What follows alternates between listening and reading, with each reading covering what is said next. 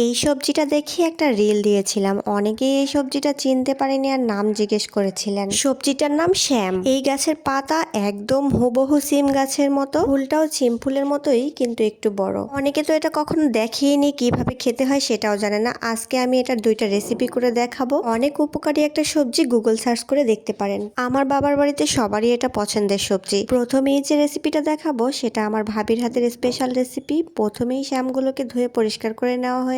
এখন মাঝখান থেকে 2 খণ্ড করে নিয়েছে সবগুলোকে। তারপর এখানে নিয়ে নিয়েছে চালের গুঁড়া আর নিয়ে নিয়েছে এখানে কর্নফ্লাওয়ার। তারপর দিয়ে দিয়েছে এখানে মরিচের গুঁড়া সামান্য, আর দিয়ে দিয়েছে এখানে হলুদের গুঁড়া সামান্য, একটুখানি জিরার গুঁড়া, আর এখানে ম্যাজিক মশলা বা নুডলসের মশলা যে কোনো একটা ব্যবহার করলেই হবে। তারপর একটা ডিম ভেঙে এর মধ্যে দিয়ে দিয়েছে। এখন এটাকে ফেটিয়ে নেবে আর দিয়ে দিল পানি। তারপর ফেটিয়ে ফেটিয়ে পাতলা একটা গোলা তৈরি করে নিয়েছে। এইদিকে চুলায় কড়াই দিয়ে দিয়েছে। কড়াইটা গরম হয়ে গেলে তেল দিয়ে তারপরে এই গোলাটার মধ্যেই শ্যামগুলোকে যে কেটে রাখা ছিল সেগুলোকে চুবিয়ে চুবিয়ে নিচ্ছে। গোলার মধ্যে সব শ্যামগুলোকে নাকানি চুবানি খাইয়ে তারপরে এই যে গরম তেলের মধ্যে দিল ছেড়ে। এটা আমাদের বিকালের নাস্তার জন্য তৈরি করা হচ্ছিল।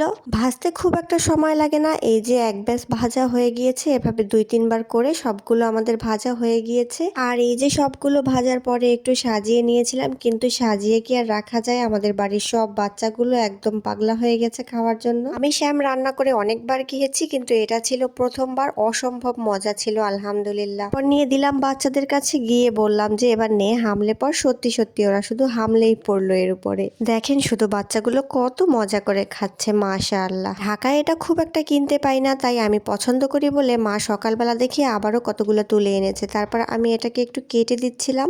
সকালের গরম ভাতে খাওয়া হবে, তাই এটা ভাজি করা হবে, তাই একটু কুচি কুচি করে নিচ্ছি এগুলোকে। কুচি করার পরে দেখতে অনেকটা কামরাঙার মতো লাগে। কামরাঙা যেরকম কুচি করলে একটা স্টারের মতো দেখতে লাগে, এটাও ঠিক তেমনই দেখতে লাগে। আমার কাছে তো কুচি করার পরে দেখতে অনেক ভালো লাগে এবং নাড়াচাড়া করতেও অনেক বেশি ভালো লাগে। এটা কিন্তু ভর্তা করেও খাওয়া যায়, আবার একদম কচি যেগুলো সেগুলো কিন্তু মাছ দিয়ে রান্না করেও খাওয়া যায়। আমার কুচি করা হয়ে গেছে, এখন ভাজি করার পালা। ভাজি করার জন্য এখানে পেঁয়াজ আর কাঁচামরিচ দিয়ে দিয়েছে। পেঁয়াজ আর কাঁচামরিচটা একটু ভেজে আর এই ধুয়ে রাখা শ্যামগুলোকে দিয়ে দিয়েছে, আর একটু লবণ আর একটুখানি হলুদ, সামান্য পরিমাণে হলুদ দিয়ে নেড়েচেড়ে এটাকে ভেজে নিতে হবে।